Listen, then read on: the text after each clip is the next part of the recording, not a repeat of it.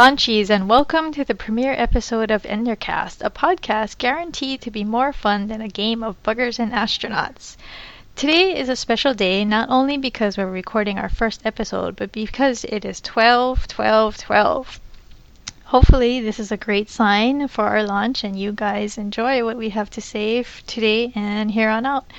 My name is Crystal and I am one of your hosts. I am the founder of the Ender's Game website, enderwigan.net. My co-host is Kelly. Say hello, Kelly. Hey everybody, this is Kelly from Ender News.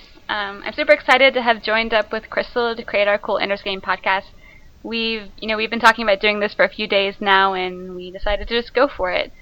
So, I really hope that together she and I can create something over the next few months that sort of appeals to everybody who's looking forward to the movie.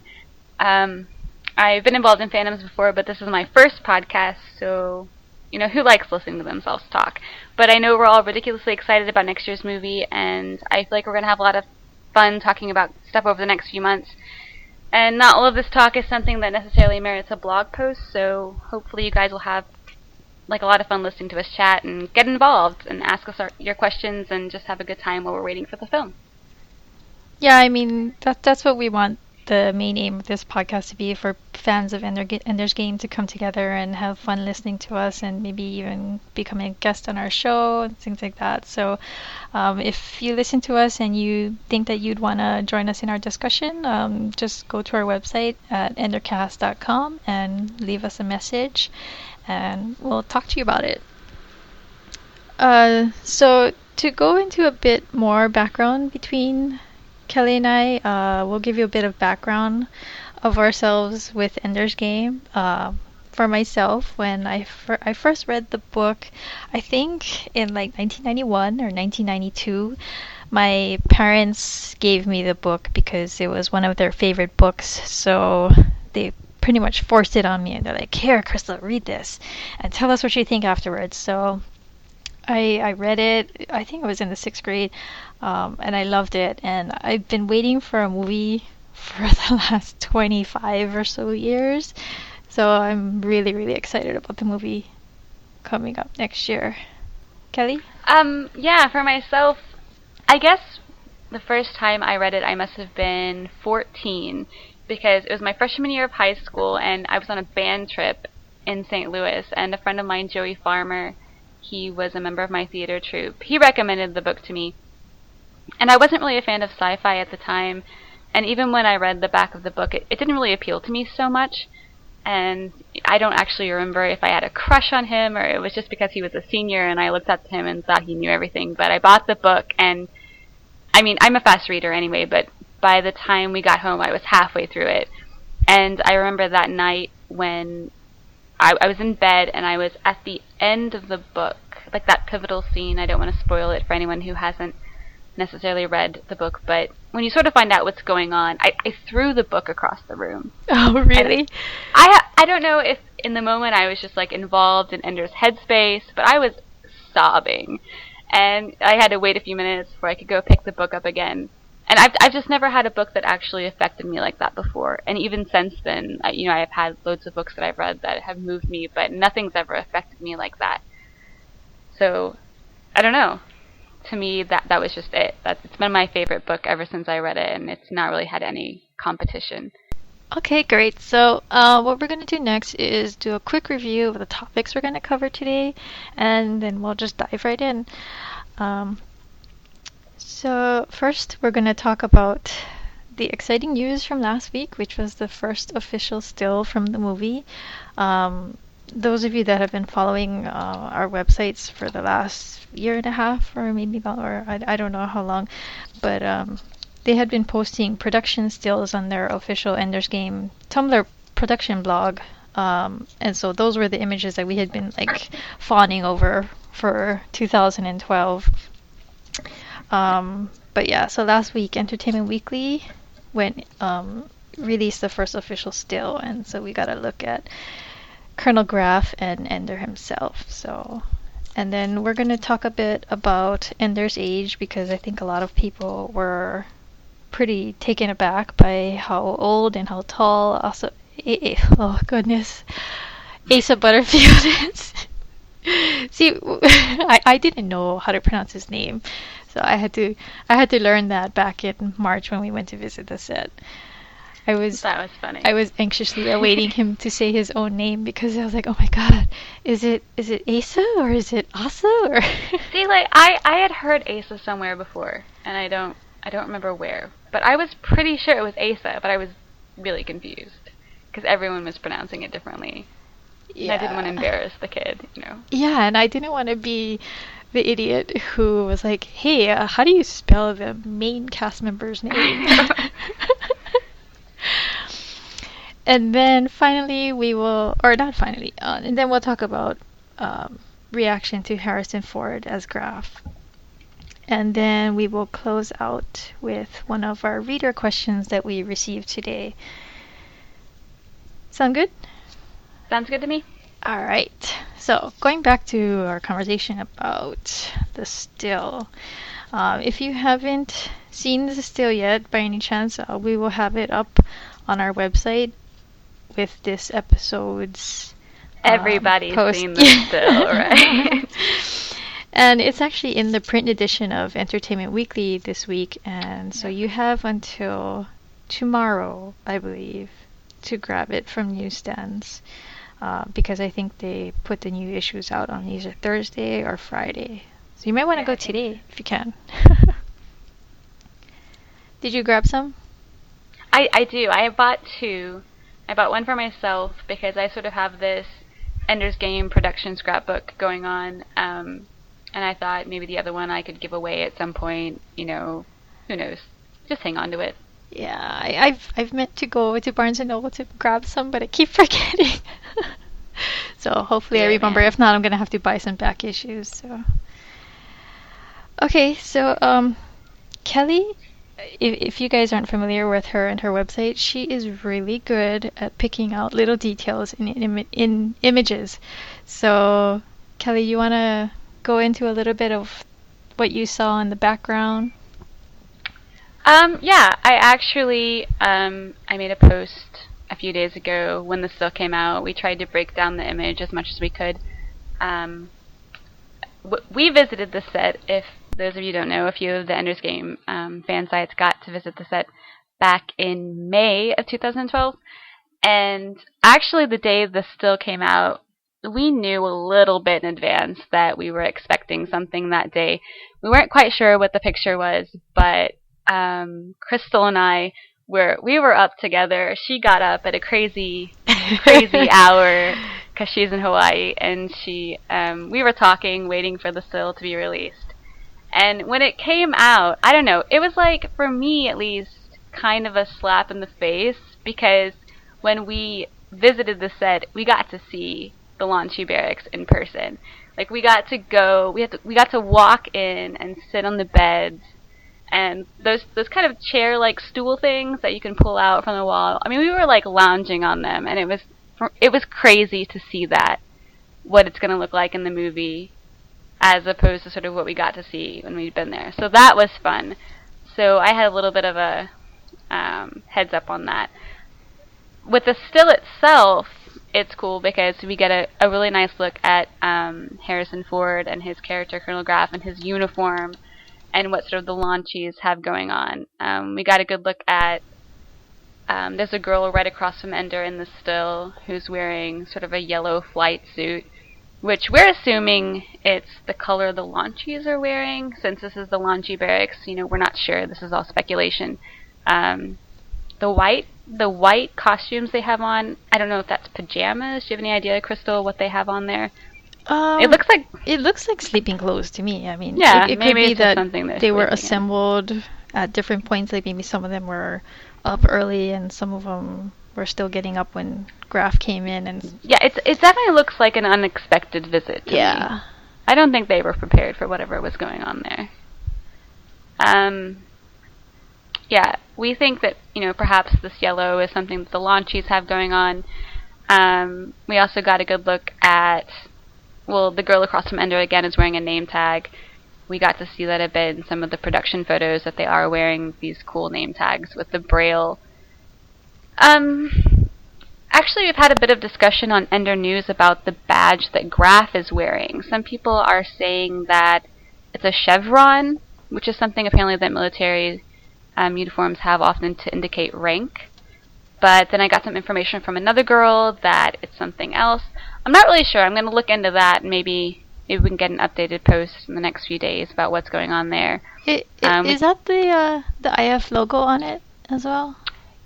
When I zoomed in, it looked like the IF logo, and then there was sort of a V shape below it. Yeah. I've had a couple of contrasting opinions on what exactly that could be. I'm not sure. I'm not familiar with military insignia at all, so I don't know. I sort of rely on everyone else to keep me sort of in check with that sort of thing. But it's interesting to find out what exactly is going on there. I don't know if it indicates his rank as colonel or if that's just something the IF personnel wear generally. Who knows? I don't know. I look forward to finding out. We got a good look at the IF logo on the back wall, and I know I pointed this out in my post, but I don't know what it is. But when I think of Battle School itself, I sort of think that it must be a sort of ominous. The International Fleet must have some sort of presence in the school. There must be something that keeps these kids in line. Yeah. Like, not necessarily fear, but respect for the organization. Something that maybe is sort of instilled in them from when they're really little and afraid of the buggers and the Formic invasion. Maybe the International Fleet's always something that they've sort of revered, and I like to think maybe a Battle School that they have sort of like a ominous presence.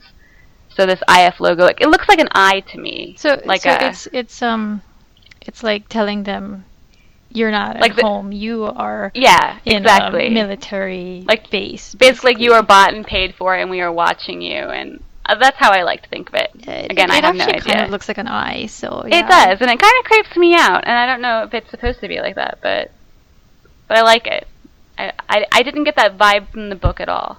When I read the book, I didn't get the idea that the International Fleet was some sort of organization that's like hovering over these kids. But when I look at the imagery from the film, that's definitely the impression I get. So I don't know. Since we're talking about that back wall, I did see a few comments online about people saying, "Oh, how come it's not curving?" But I think the one thing to remember about a film adaptation is that it's not going to be word for word like the book, obviously. No, of course not. Yeah. And I think it really depends on what they've done with the space station in the film. I mean, obviously, if they do have this sort of circular battle school, then the curve would be necessary. However, if they don't, then it's not a big deal. Then, that's the Launchy Barracks, and that's just how it is. Well, I don't think it's... I mean, another thing to note is that this is a really small barracks room compared to what it probably was in Ender's experience. Right. I mean, I think he described the army barracks as being really big, right? So, I don't know. I don't remember how big the Launchy groups were, but I would guess that it's more than like 12 kids, like how we see in this picture. So yeah, I think in the picture we see, I see 12. Some other people were pointing out that they see probably 16, and that's still considerably fewer people than I think was described in the book. Yeah. So I mean, already that's different. It's a smaller group. It's a smaller room. Right. So yeah, people have to be prepared to see minor details just skipped over or adjusted or changed completely. So. Yeah. I do want to say though that it was very cool sitting in there. I mean, we were sitting in this room and we were just thinking, wow, how do you just build something like this? Listen, I was freaking out. Like, not on the outside, but it was the coolest thing to just get to go in there and touch stuff. And and just look around and be like, this is awesome. And I'm just like extremely grateful that we got that opportunity. Because, I don't know, it just made it all much more real for me. And seeing that picture, it blew my mind. Like, it's super cool. And just to note, those are extremely uncomfortable beds. They were so uncomfortable. Like, I'm really glad that none of those kids actually had to sleep in those beds. Yeah. Because really, they were, They were awful. They were hard. But that's okay. What do you expect? It's a hard life in battle school. Life isn't easy. but like we said on Twitter, I would totally go back. I would be cool with that. Yes, definitely. I would sleep on that bed. Oh yeah, Just to say I did. I would sleep on that bed. All right. So to go into our next topic, which is Ender's age, I know a lot of people online were very upset to see that Asa Butterfield looks like a teenager when they were expecting a little kid, right? Wait. Are you telling me that 15-year-old Asa Butterfield isn't playing a 6-year-old in the movie? Is that what's happening? Really? Yes, really. I can't even tell you how many messages I've received where they're asking me, how is a 15-year-old going to play a 6-year-old in the movie? And I never know how to respond to that, because really? Like, is that really what you think is happening? That they've casted a 15-year-old to play a 6-year-old? Yeah, I mean, I don't know. in case people don't know, I mean, we've been following the movie for a long time, so we know that from casting notices early on, before Asa Butterfield was even offered the role, is that the initial casting call that went out for Ender was for a boy 10 years old. Right. So Ender or Asa is actually playing a 10-year-old Ender and not a 6-year-old.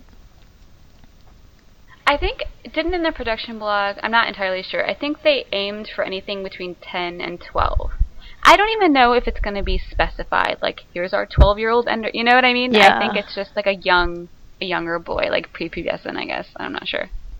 He's definitely not 6. That's all I know. Yeah. I mean, I can see the complaints about his height as being valid because he is very tall. I mean, he's almost face to face with Harrison Ford. Right. So. But the thing is with Asa Butterfield is that he is a small boy. And I'm not talking about height. He's sort of he's a thin boy, he's very delicate, he's got those big blue eyes, and I don't necessarily think that they are trying to make him smaller than the other kids in height, but he doesn't look like a threat to anyone. You know, he's a small kid, and he kind of has that innocent look about him. And for me, at least, their version of Ender seems to be just sort of a soft-spoken. I know they used the word shy once. I think it was Bob Orsi in one of his production blog posts that said he was shy. But you know, he's a small kid. And when I look at some of the pictures of the other boys, like the boy playing Stilson, Caleb Thagard, and he's a bigger boy, and he's like tall, and he's like muscular, and I can just see him standing next to Asa Butterfield, and you know, there's a huge comparison there. Yeah. I mean, I guess for me, the acting will be vastly more important to me than how old he actually is. Yeah, definitely. Because did you see Hugo? I know a lot of people have seen Hugo. I did see Hugo. Yeah. Actually, I saw it in German before I saw it in English. Oh, which was really? really weird for me because I really hate dubbing, and German dubs everything. It's so lovely. I really enjoyed it. He was much smaller then, too. Yeah, like, he must have had this, like, crazy growth spurt after that, because he was a small kid then. Yeah, if you look at the pictures, I mean, there's a huge difference. But I think they did film Hugo over, you know, quite a long period of time. Yeah. His cheeks were chubbier, though. They were. But yeah, I remember, so he's much leaner in this photo. So yes. I don't know. I mean, to me, I think that would lend to his character looking like I don't want to say weaker, but I mean, no, you know, he's supposed to be smaller and he just has a much more vulnerable. delicate frame. Yeah, vulnerable is a good word. Okay. Anything else to say about his age? I'm pretty good, I think. All right, then let's move into discussion about Harrison Ford, because I know a lot of people, just as much as the people who are like, "Why is Ender so old?" were like, "Is that Harrison Ford?" Are we talking about his lack of belly? Is that what's happening? We will talk about that, but I think in general we can just first talk about people's reaction that this is cool. Harrison Ford. And you know, to me it's cool because this is like, is this his first movie back in space since Star Wars? I don't even really know. Let me look Yeah, it up. so I Harrison mean, Ford. a lot of people are like, "Wow, is that Han Solo? Is that Harrison Ford? Is that Indiana Jones?" I think the fact that Harrison Ford is in this movie got a lot of people excited, and then He was in then Cowboys and Aliens. yeah, but that wasn't in space, or he didn't go No. into Oh God, no. space. Yeah, that wasn't a space thing. It was yeah, it was like a western with aliens. Yes. It was fun though. Did you see that? I haven't. It's quite stupid, but I have a very it's fun to watch though. You have to right. just suspend thinking and then watch it, and you have a really good time. So I'll have to check it out. plus it's got Daniel Craig, so you can't go wrong with Daniel Craig You can't and go wrong Harrison with Daniel Ford. Craig. Anyway, so yeah, I mean, like people, it kind of surprised me because like the production stills had been going out for like the last 6 months, and then this Right. image comes out on EW, and suddenly everyone's like, "Oh my God, they're making a movie!" And "Oh my God, is that Harrison Ford?" So I mean, it was. I mean, I was reading comments everywhere because it was so much fun reading people's reactions to the fact Yeah. that their favorite book was now finally going to become a movie. Um, yeah, so I mean, what did you think about comments about him being Graf? I, for the most part, I think people were just excited that it was Harrison Ford because Harrison Ford. That's exciting. Um, for the most part, like when people were voicing any sort of complaint, it was people who had read the book, and it was always people who were like, He's not fat. "He's not fat," and this is the one thing that I don't understand. That's like because I don't, they've already made it clear that the time frame in the movie is going to be much shorter than the book. And according to Entertainment Weekly, the Launchy Barracks is seen pretty early in the film, so we don't even know for sure that he isn't going to put on weight gradually. But that being said, is it really necessary?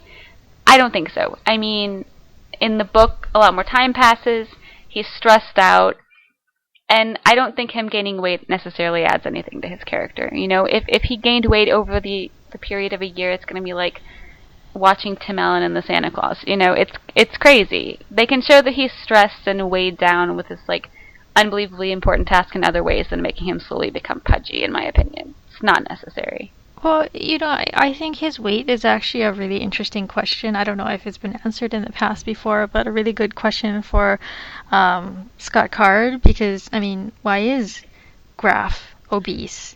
Well, He lives in space. in the Um, book, it was only ever mentioned, at least in Ender's Game, as a sort of aside in one of the conversations. I'm not sure. I think he was maybe talking to Anderson, or it might have been someone else who visited Battle School, like Pace, who came to talk to him, who mentioned that he put on weight. I think it was meant in the book as sort of comic relief. And in a book that works. It's funny. In the movie, it's not necessary. It's not something that it can't become humorous at any point, I think unless they just make it sort of a parody of itself, which would be weird. I think the other thing too is that I don't know if he's vastly overweight. I mean, can you take him very seriously Right, and I as and a I don't even think it was commander? right. I don't think it was ever even meant to be like that. I think he was stress eating or something. Yeah. He was like flipping out about Ender and Bean and everybody, and it was just like having one too many burritos. I don't know, but I don't think it's something that's He was character raiding the defining. space Twinkie He closet. was. But now with Hostess all gone under, we don't have Twinkies anymore, right? Well, it's the future. Maybe they brought it back. People will be pleased to see that Twinkies still exist. All right. So now that we've gone through that, we can go on to our reader question. Kelly, you have one, right? I do. Yeah, okay, so I was talking on Ender News on Facebook with one of our readers, John, and he was talking about the Enderverse as a film franchise. And he writes, "Do you think that either the Speaker or Shadow series starting with Shadow of the Hedgehog, has the mass appeal general movie-going audience to carry a film franchise? So this is just my opinion, and it's just speculation. I'm just going to tell you what I think. I don't really see them dropping the majority of the cast, everyone but Ender, and heading off to Lusitania to hang with the piggies. Like, I don't see that happening. Yeah, I'm totally with you there. Yeah, in my opinion, if they're going to make a sequel, it's going to maybe head more in the direction of the Shadow series with the Battle School students, the people who follow Ender to command school, following them back to Earth and seeing, what they get up to there. In my opinion, I feel that they're going to have to either make some severe changes or combine books a little bit. I know that's not a popular opinion, and I sort of have like my own theories about how that could play out, but I don't really want to go into that too much because I have no idea. But yeah, I definitely think that the Shadow series is more likely. How they'll involve Ender in that, I'm not really sure, because we all know Ender never, he never goes back to Earth. He's not involved into all the like political maneuvers that his sister and Peter, have going on there, or, that his sister started when she was back on Earth. I don't know.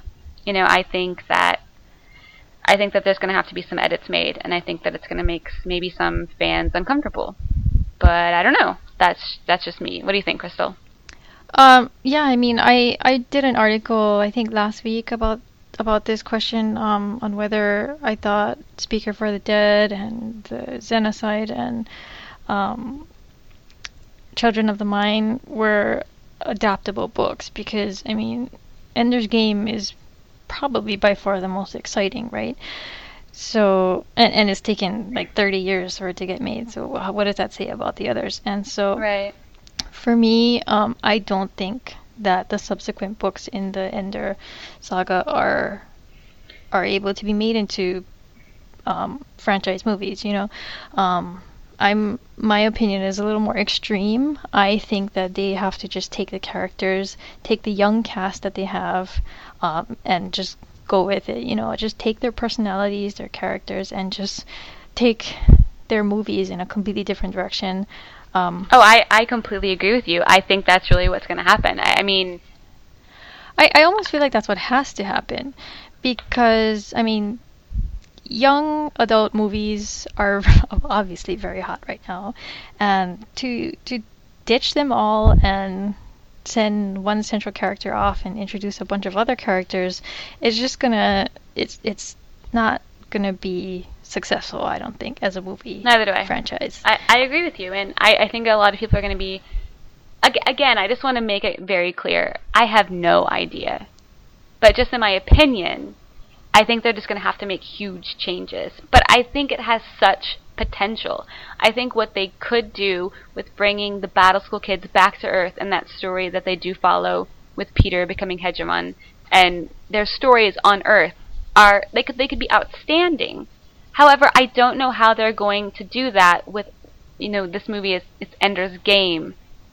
Where's Ender going to go? Yeah. When you have like this problem with they're all aging at different rates because Ender, flies in space forever and heads off to a different planet. How are they going to pull that off? I'm really, I don't know.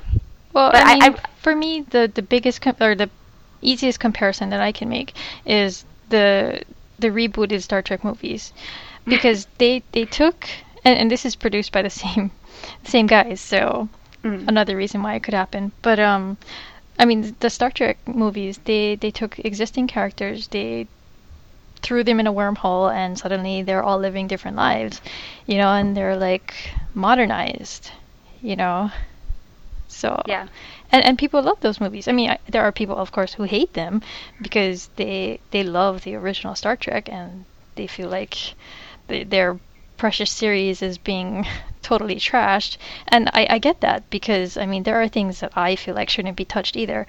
But I mean, it just goes to show you that you can take existing characters, give them completely different storylines, and it would still be successful. For me, the weird thing is when it comes to book to movie adaptations, people are obviously very protective of the images that they've formed in their brain because you read a book and you picture it in your head, and at least for me, no matter how many times I read that same book, I picture the same thing. I have the same imagery in my head. Yeah, I mean, the books are always there for you, right? Right. People don't like that messed with.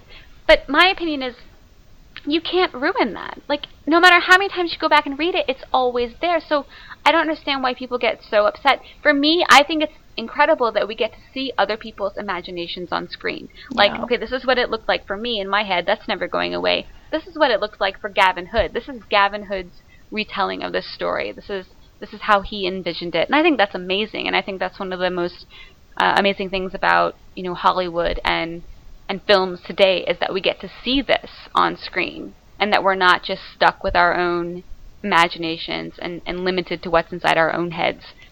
I look forward to it. I definitely look forward to seeing what they come up with, how they make this into a sequel, because I wouldn't be able to pull it off. And, I don't know how they're going to do it, but it's exciting. Yeah, I mean, it's like professional fan films. Yes.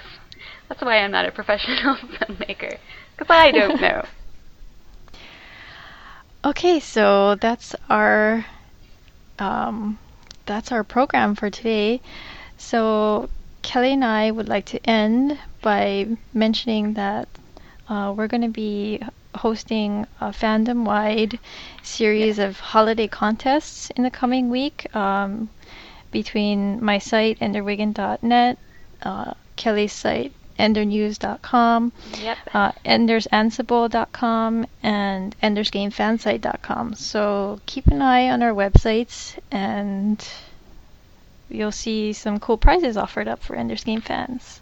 Yeah, I actually know, we all have a few pretty cool things that we're going to be offering to everybody.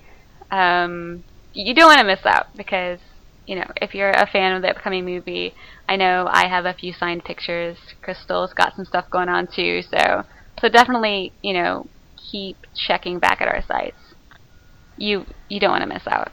And since 2 weeks from now is right in the thick of Christmas and New Year's, we're probably not going to record a new show until 2013. Yeah. So we would like to wish everyone a Merry Christmas and a very Happy New Year. Yep, Merry Christmas, everybody. We'll see you sometime next year. Thank you for listening.